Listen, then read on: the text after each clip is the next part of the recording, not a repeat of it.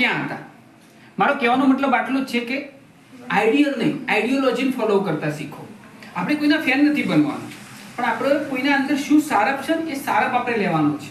કોઈ પણ કાચનો ગ્લાસ હોય એને પણ બિલોરી કાચના નીચે જો આપણે સૂક્ષ્મ ક્ષેત્રથી જોઈએ ને તો એના અંદર બી આપણને ખાડા તો દેખાય જ છે. તો સેમ ટુ સેમ વસ્તુ અહીંયા થઈ પડે છે. દાખલા તરીકે હું તમને એવું કહેવા માંગુ છું કે આપણે કોઈના અંદર સારપ હોય ને સારપને શીખવાનું છે.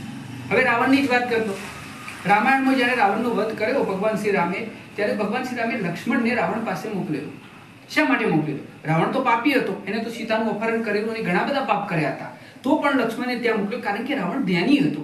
એના અંદર એક સારપ હતી કે એક જ્ઞાન લક્ષ્મણને લેવાની જરૂર હતી. એટલા માટે ભગવાન શ્રી રામે રાવણ પાસે મોકલ્યો હતો. બીજી બાજુ ભગવાન શ્રી રામની વાત પણ આપણે કહી દઈએ તો ભગવાન શ્રી રામ પણ એટલી બધી સારપ છે એમના અંદર કે ના પૂછોની વાત. પણ ક્યાંક ના ક્યાંક આપણે જોઈએ તો એમના અંદર બી આપણે જોઈએ કે સીતાનું અગ્નિ પરીક્ષા લેવું, સીતાને બહારના માણસના કહેવાથી વનમાં મોકલવું, આ ક્યાંક ના ક્યાંક આપણને ખૂંચે છે.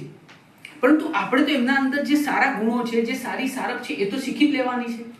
હવે વિચાર લો કે મહાત્મા ગાંધી વિશે તમે ગમે તેટલું વિચારતા હોય પણ એમનો એક ગુણ હતો કે એમને આખા દેશની જરૂરિયાત શું હતી એ જાણી હતી અને બધાને એક તાતણે બાંધ્યા હતા. તો આપણે આઈડિયોલોજી ફોલો કરવાની છે. મહાત્મા ગાંધી ઉપરથી તમે ફેશનની આશા રાખો તો આ તો વસ્તુ ખોટી જ છે.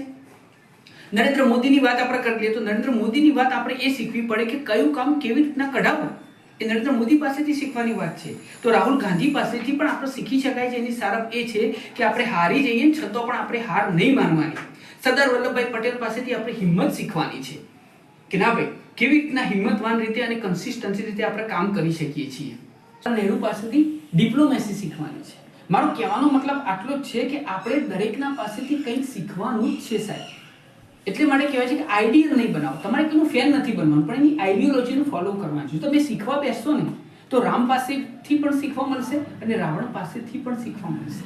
એટલા માટે જ હું કહું છું આઈડિયલ નહીં, આઈડિયોલોજીને ફોલો કરો.